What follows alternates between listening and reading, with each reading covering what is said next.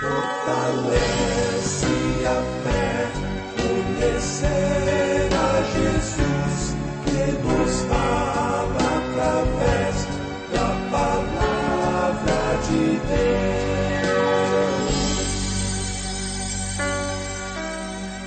Apresentamos Através da Bíblia, o programa que leva você ao estudo sistemático e detalhado do livro dos livros, a Palavra de Deus.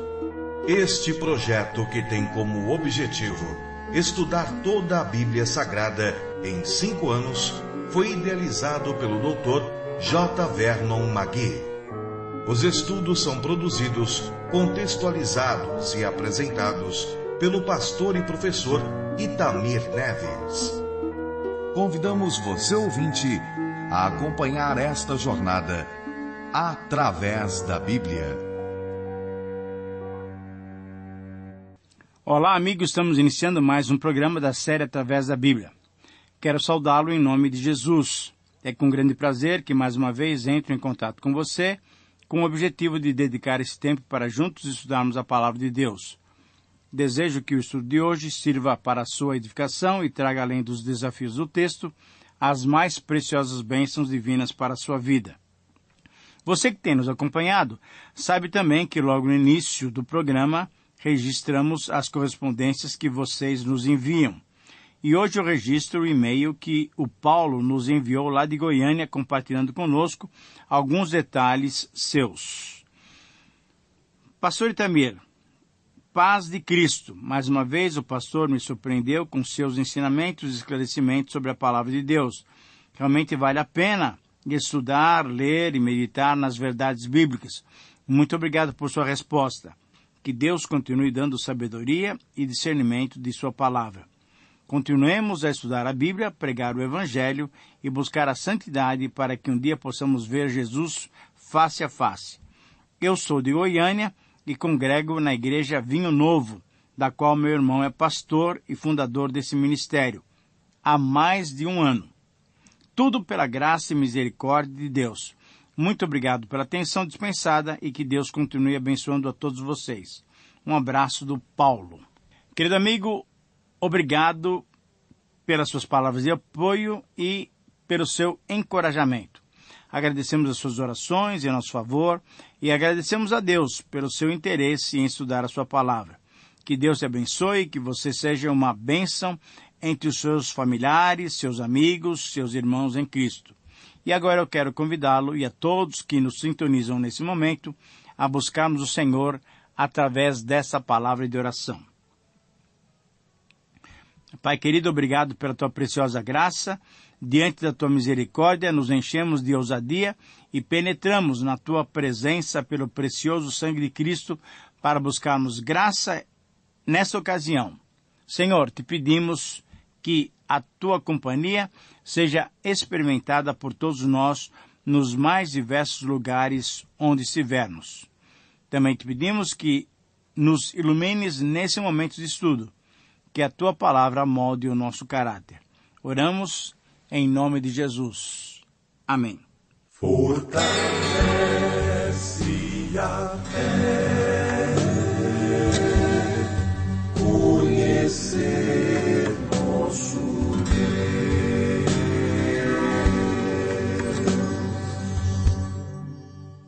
Querido amigo, hoje temos como propósito estudarmos mais um texto do livro de Apocalipse. Vamos estudar o capítulo 9, que nos revela mais uma parte do conteúdo do 6º selo do livro que Jesus, o Cordeiro de Deus, abriu, revelando os planos eternos de Deus, o nosso Pai. Vamos estudar hoje Apocalipse 9, 1 a 21. Depois do 4º anjo tocar a sua trombeta e os corpos celestes escurecerem, passou uma águia avisando sobre as últimas 3 trombetas. Ela clamou: ai, ai, ai dos que moram na terra. As últimas 3 trombetas são os 3 ais. Vamos então tratar nesse programa sobre esses 2 primeiros ais, isto é, a 5ª e a 6ª trombeta.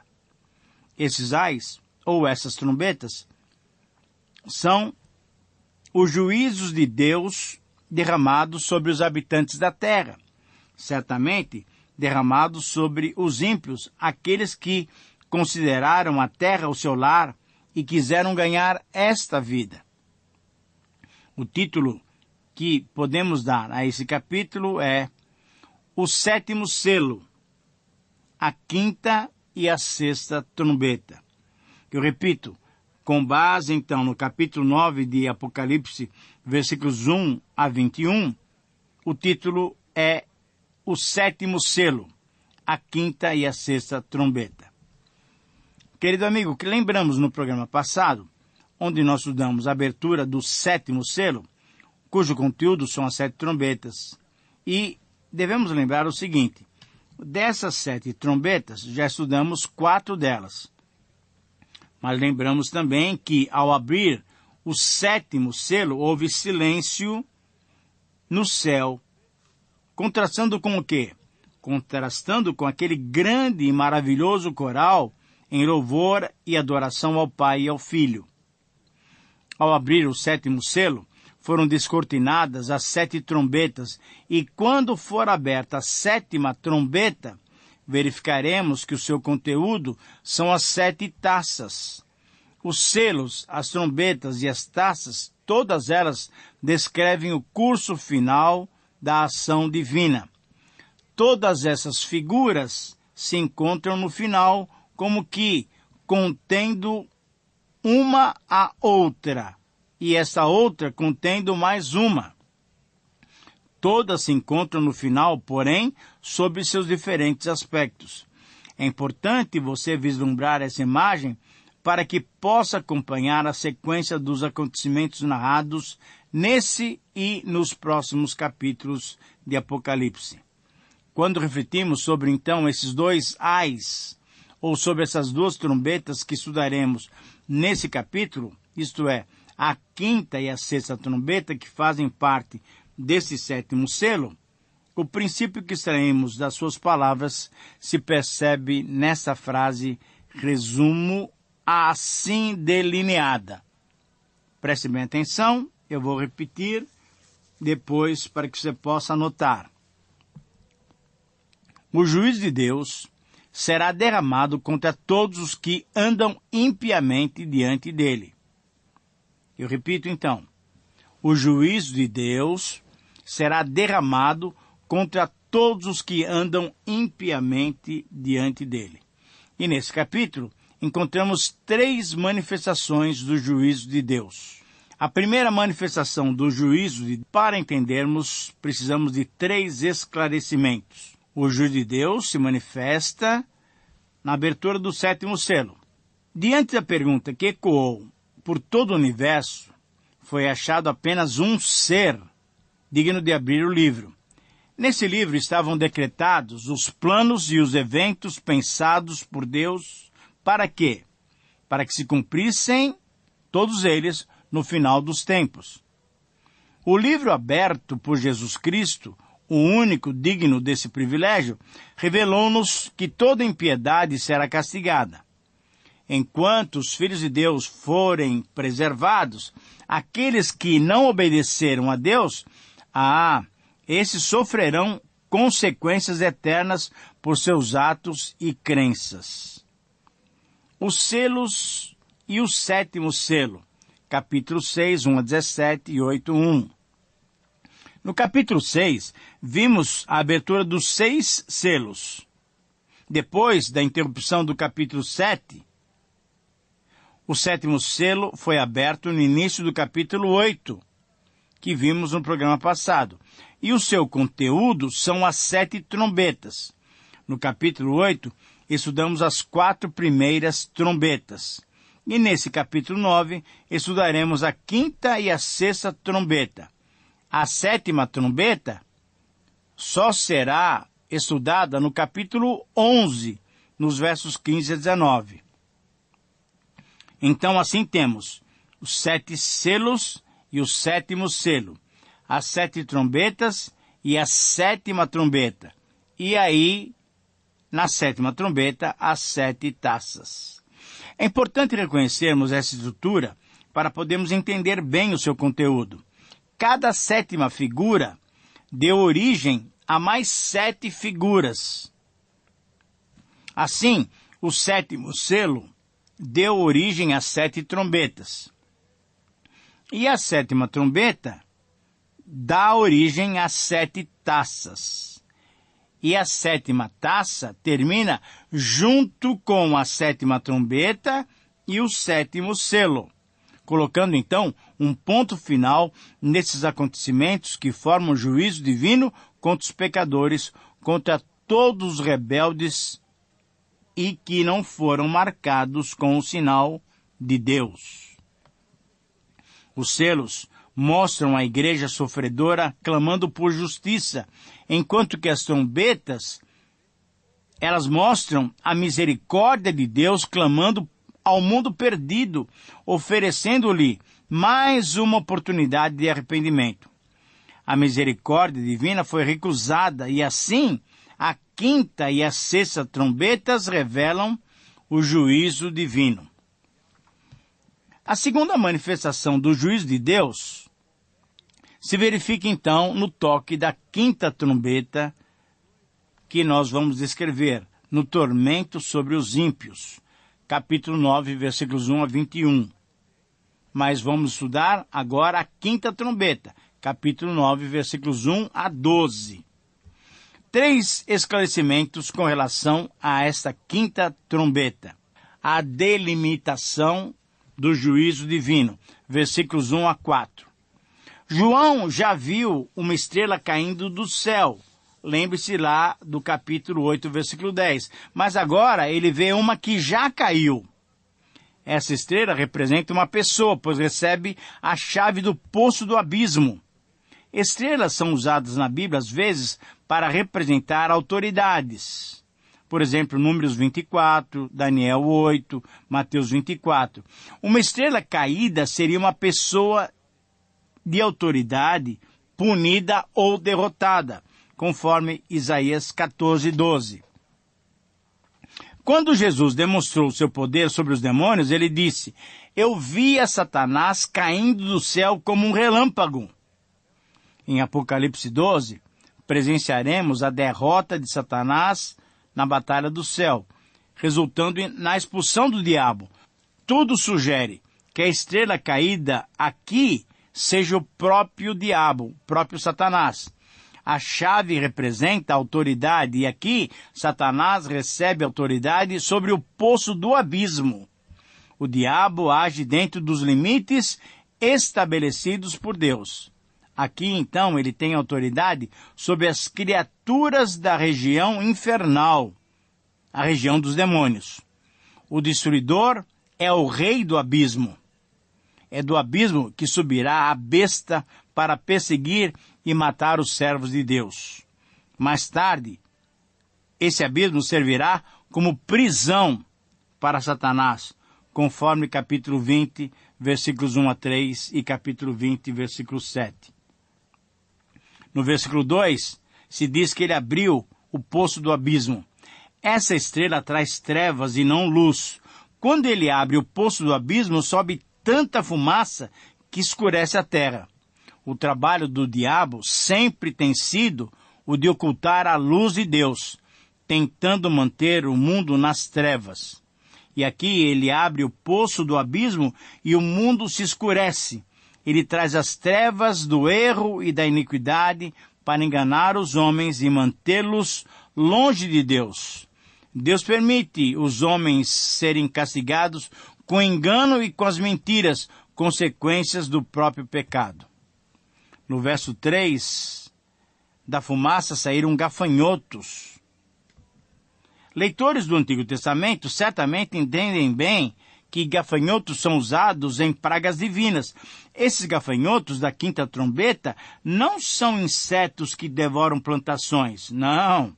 Eles recebem veneno como de escorpiões para atacar os homens. Serpentes e escorpiões representam o poder do diabo.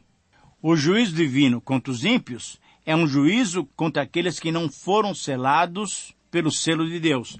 Versículos 4 a 6. Foi dito a esses gafanhotos que não causassem dano à erva da terra, mas somente aos homens. Essa praga de gafanhotos, com seus ferrões venenosos, atingiria os homens, não as plantas. É interessante isso.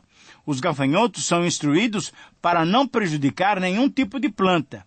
As vítimas deles são os homens, mas somente os homens que não pertencem a Deus. Os homens atingidos por essa praga são aqueles que vivem nas trevas, que seguem o diabo, que perseguem os fiéis. Os servos de Deus são protegidos. No verso 5, foi dado a eles também que não os matassem. O efeito desse castigo não é a morte, e sim o tormento, durante 5 meses, mostrando que o período do castigo seria determinado e limitado por Deus. Esta praga não é a fatal, nem a final. Não causa morte, mas traz grande sofrimento aos ímpios.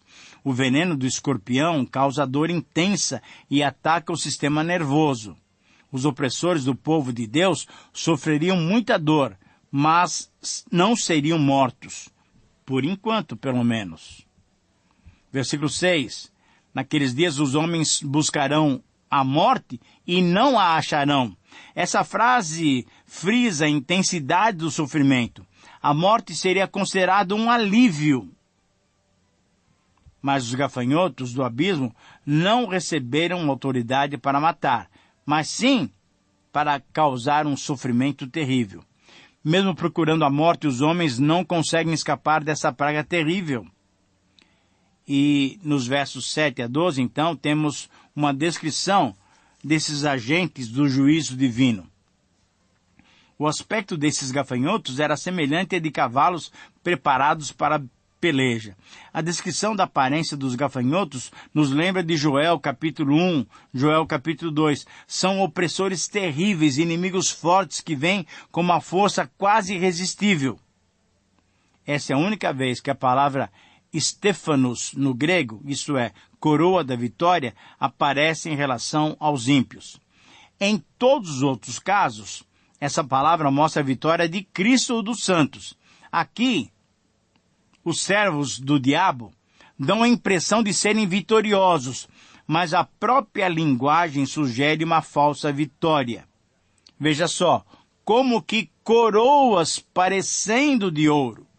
Os servos do inimigo podem imitar a vitória dos santos, mas jamais terão a vitória final. No versículo 8, eles tinham um cabelo como de mulher. Qualquer explicação reconhece uma figura estranha, uma criatura estranha. Não são gafanhotos comuns. E os cabelos da mulher representam sua submissão, mas podem significar também a submissão dos gafanhotos a Satanás. Cabelos femininos sugerem também beleza, um aspecto mais suave que a aparência das outras características. Por quê? Porque o diabo usa coisas que parecem boas, inofensivas e até atraentes para conquistar a sua presa, mas depois ataca com astúcia e com força. Rosto de homem e dentes de leão. No versículo 9 diz que eles tinham couraças. Esses guerreiros do diabo são preparados para a guerra. Eles têm condições de se defenderem na batalha contra os homens, mesmo quando os homens resistem. No versículo 10 eles têm uma cauda como de escorpiões e ferrão. Eles tinham poder para causar esse sofrimento. Esse versículo então repete as informações dadas nos versos iniciais. Os gafanhotos com ferrões de escorpiões causariam sofrimento durante 5 meses. Isto é um tempo determinado. E os seus nomes eram Abaddon, em hebraico, e Apolion, em grego. Parece que o anjo do abismo e a estrela caída que recebeu a chave do poço do abismo são essa mesma pessoa, isso é Satanás. O nome é dado em 2 idiomas e o sentido é o mesmo. Abaddon e Apolion, destruição ou destruidor. Esse versículo é o único no Novo Testamento que usa essas palavras. Versículo 12. O primeiro ai passou, mas ainda vem mais 2 ais. O versículo 12 nos mostra, então, as últimas 3 trombetas, que são chamadas de ais, anunciados pela águia, conforme o capítulo 8, versículo 13. O primeiro ai, a 5ª trombeta, passou. Acabamos de estudar. Nesse ai percebemos, então, o poder destrutivo do pecado, a arma principal do anjo do poço do abismo. Ainda aguardamos mais 2 ais, a 6ª e a 7ª trombeta. E aqui chegamos na 3ª manifestação do juízo de Deus, que estamos estudando no capítulo 9. Nos versículos 13 a 21, estudamos exatamente o toque da 6ª trombeta. 3 esclarecimentos com relação a esta 6ª trombeta ou a este segundo ai. A ordem para o início do juízo indica a sua universalidade.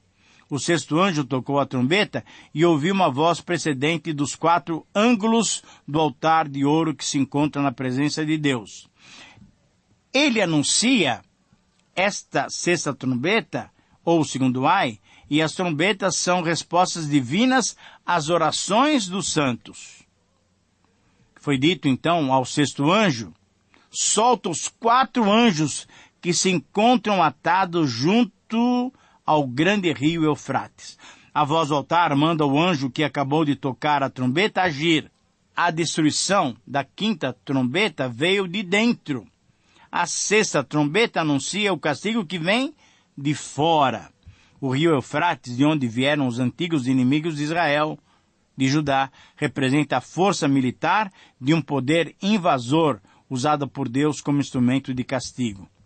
Deus tem o poder para usar a força militar de uma nação para castigar outra, como ele tem feito por muitas vezes ao longo da história. No versículo 15, foram soltados os 4 anjos que achavam-se preparados para a hora, o dia, o mês e o ano, para que matassem 1/3 parte dos homens. O 6º anjo, então, obedece à ordem e solta os 4 anjos. E esses anjos estavam preparados para o momento exato determinado pelo Senhor. Os anjos foram soltos para castigar os perseguidores, quando Deus, então, dá a ordem. É Ele que determina.